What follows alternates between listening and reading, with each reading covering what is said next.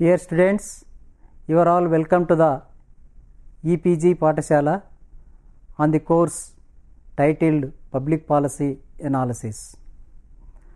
I am Dr. Venkatesh, Department of Political Science, University of Hyderabad.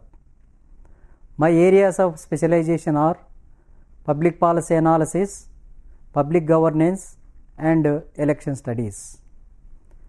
As part of Public Policy Analysis, today I would like to speak on public policy design, instruments and tools. Friends, if you look at the existing literature on public policy analysis for the last few decades, one will come across that there has been a tremendous growth in the area of the policy design, because the public policy design is an important component in the public policy debate and discourse. Subsequently, the instruments which are supposed to be used for the displaying of the public policies to the community are also emerging as the one of the important area for this study.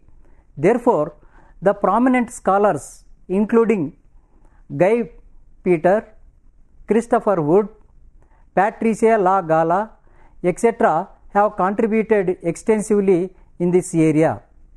See, if you look at the recent literature, especially Guy Peter's contribution for the writing on the public policy design, if you can refer one of his latest article, that is Public Policy Design, Shift from Technocrats to Complexity and Beyond, it gives a clear-cut idea. Therefore, today in this class, I would like to basically focus on what is meant by policy design. What are the definitions of the policy design given by the various scholars? What is the historical evolution of the policy design? What are the instruments which have been existing for the taking policy transformation through the instruments? And subsequently, I also would like to illustrate the nature of policy instruments, political relations and legitimacy that has been taking place on the basis of the classification given by Christopher Wood. Christopher Wood is another prominent scholar in the area of the policy design. So, when you look at the definition part of the policy design, Guy Peters raises three important questions.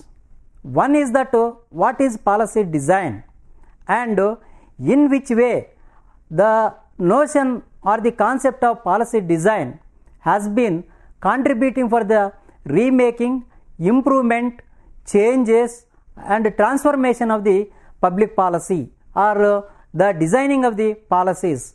So, with these basic questions, now we will go into the defining of the meaning of the policy design. When you look at the literature on the policy design, it is understood that the policy design is not a production of the artifacts. The policy design is basically some set of an attitude.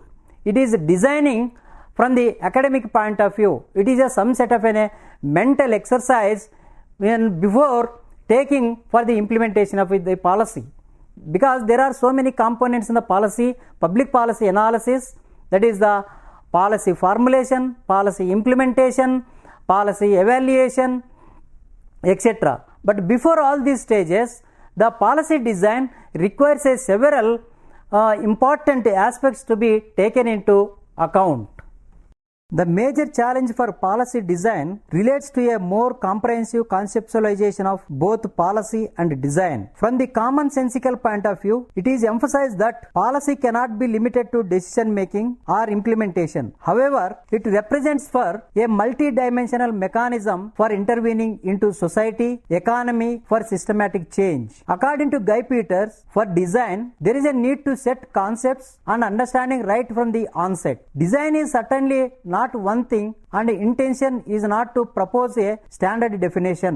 Modern design has always been a very diverse and diverging practice, which has tended to integrate methods from the other disciplines as it expanded its scope over the last 2 or more centuries. After the Second World War, design has integrated elements of systems theory and cybernetics, organizational development, and communication theories. With the complexity and further broadening of the scope of design applications, design thinking, research, and practices started to embrace the notion that design is not merely about producing material artifacts, but it can be conceived of as organizational design, dialogic design, or systematic design. Therefore, Churchman, Osbekan, Akoff, Nelson, and Stolterman argues that design is the practical wisdom and a way of human inquiry differentiated from science and arts. It is only through design that one activity seeks to introduce change, with design being the ability to imagine that which does not exist to make it appear in concrete form as a new purposeful addition to the real world. In this context, Guy Peters observed that the design has become central to a wide range of forward-looking social interventions known as public policy. Moreover, this approach also broadens the notion of design beyond methods or thinking and towards design attitudes and competencies that are not limited to formally trained designers. Most importantly, this emphasizes that design is not just about problem solving, deals with approximating idealized or particular real life situations in order to create structure, meaning, and functionality. Boland and Kolepi defines design is the giving of form to an idea for shaping artifacts and events that create more desirable features. Again, design is not about methods or thinking, but the design attitude, which is different from decision making or problem solving, because design represents the relentless search for openness and the need to expand the solution space. Simon defines design as the human endeavor of converting actual situations into preferred ones. Rittel and Weber were both designers and policy practitioners, says that it was the separation between policy and design that led to the situation in which designers and policy people appropriate wicked problems for design or policy respectively without often being aware of the shared roots of this concept. So with these basic definitions of the policy design, now I would like to focus something about the historical evolution of policy design. Harold D. Laswell is considered the father of the study of public policy, and to a great degree he straddled the gap between looking at policy from an explanatory perspective and focusing on purposive interventions. On the one hand, Laswell developed perhaps the earliest model of the decision-making process for policy making in 1951 and demonstrated how that model could be used to explain the policy choices being made. On the other hand, however, he was concerned with design issues such as creating policy processes and policies that would work within the constraints of real-world political systems. Politics, Economics and Welfare, the title of the book, which was published in 1953, a classic book by Robert Dahl and Charles Lindbaum, was an early attempt to understand the possibilities of government interventions into the economy and society. The book provides a detailed and insightful look into basic process of governing, most importantly making public policy. In this book, design was considered more in terms of as planning, but provides the student of design ways of understanding the process at a very fundamental level. The concept of policy design began to pick up during the 1980s by a group of scholars who were interested in confronting the demands for formulating public policies in a more conscious manner. The group focused on the elements of policy design. Linder and Peter suggested that 3 elements are necessary for design. Number 1, a model of causation. To design, the designer must understand why observed problem is there. Number 2, a model of instrumentation. Designer must understand the array of instruments available to implement the proposed solution to the problem. And 3, a model of evaluation. Must have in mind the values that he/she in pursuing in making the interventions.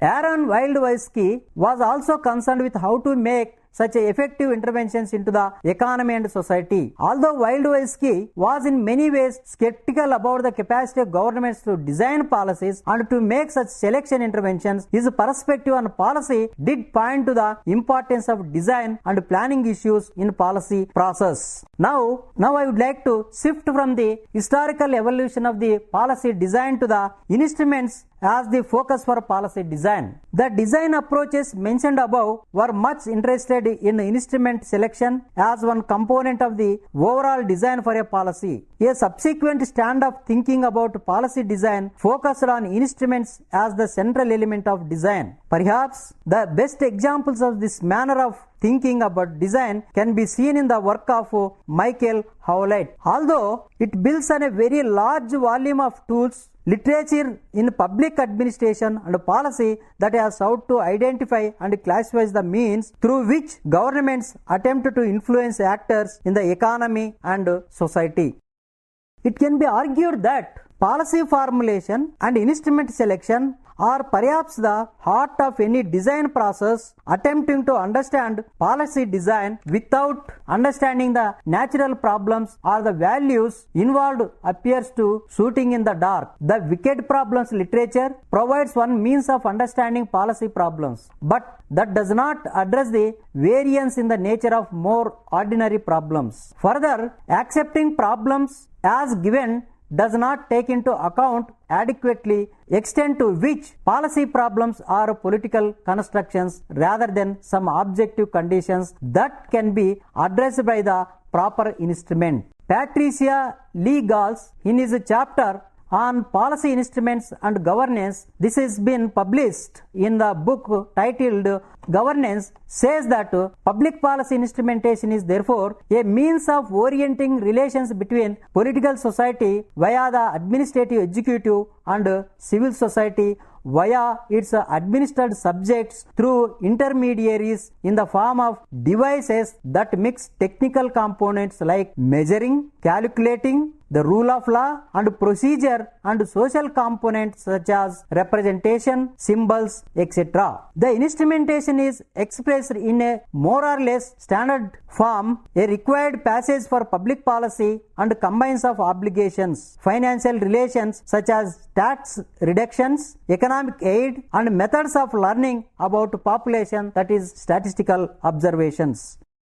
Public policy instruments are a form of power. Instruments are not neutral. They structure, design public policies and their outcomes. They have impacts on their own. They are independent from the policy goals and they structure the mode of governance. Instruments determine the way in which actors are going to behave and create uncertainties about the effects of the balance of power. They will eventually privilege certain actors and interests and exclude others. They constrain the actors while offering them possibilities and they drive forward a certain representation of problems. The social and political actors therefore have capacities for action that differ widely to the instruments chosen. The instruments partly determine what resources can be used by whom. The instruments allow forms of collective action to stabilize and make the actors' behavior more predictable and probably more visible.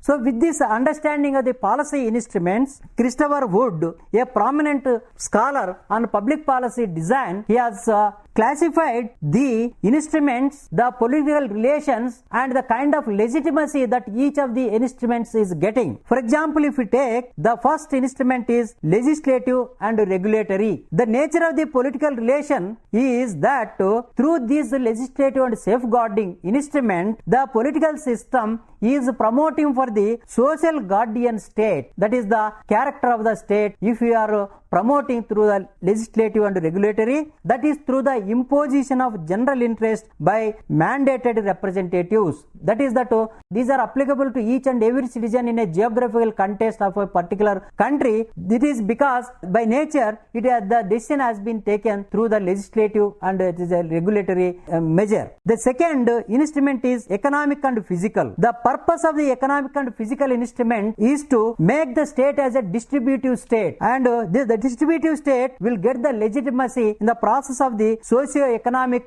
efficiency. The third instrument is agreement and incentive based instrument. That is basically the agreement and incentive based instrument is basically for the to make nature and character of the political system as a mobilizing state through sealed direct investment. Then the fourth instrument is information and communication based instrument. That is to promote some sort of a deliberative democracy or academic democracy. That means that everyone will be taking part in the deliberations and debates and discussions. That is that it gives in the form of a legitimacy to the state, in the form of a explaining decision to the larger audience, larger citizens, and also maintaining of the accountability to the citizens. And final instrument is that de facto and de jure standards and best practices. The purpose of this instrument is to promote some sort of a competitive mechanism in the system. That is the basically to say that the political system is promoting some sort of a competitive mechanism, that is through the scientific and technical and then pressure in order to face the market mechanism. So this is the classification, this is the various kinds of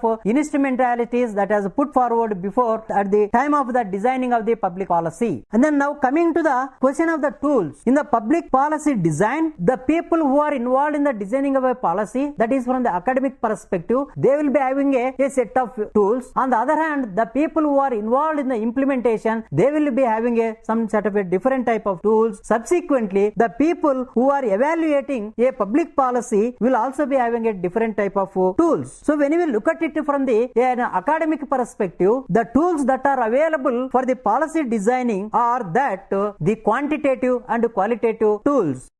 The quantitative tools that basically collect the quantitative information, that will also facilitate for the quantification of the data in the form of tables and then in the form of graphs and then computerization, etc.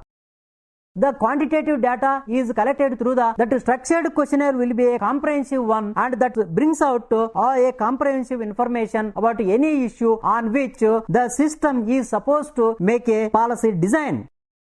Subsequently, the qualitative tools are also helpful for the policy design in order to fill the gaps in the existing quantitative technique, because the qualitative techniques of the tools are more important tools in order to get the direct information from the person, because that will facilitate for the to get the real experiences, the social conditions, the living conditions of the people. Then these experience will be converted into the inputs for the policy design. So for example, to get the life experiences of the people, there are several tools, qualitative tools. For example, the social mapping, the resource mapping, the key informant interview, the institutional ranking, then the livelihoods analysis of the people. And these are some of the tools which can be used towards the making of a policy design and using of them as a tools and also getting of the proper information, data and the inputs.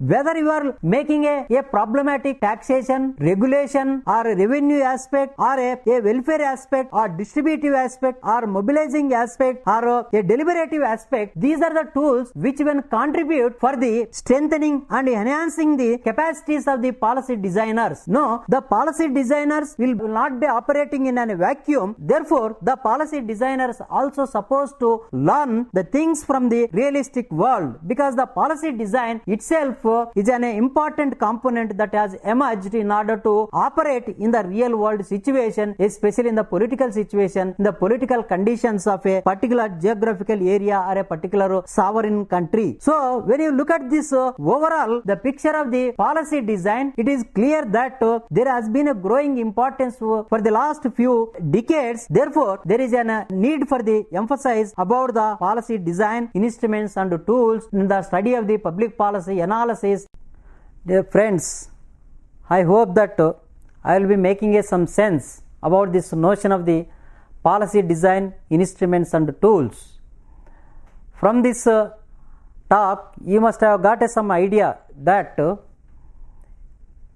when you look at from the summarization point of view, that the policy design instruments and tools are the important component in the public policy analysis that will be as part of the policy formulation, implementation and evaluation.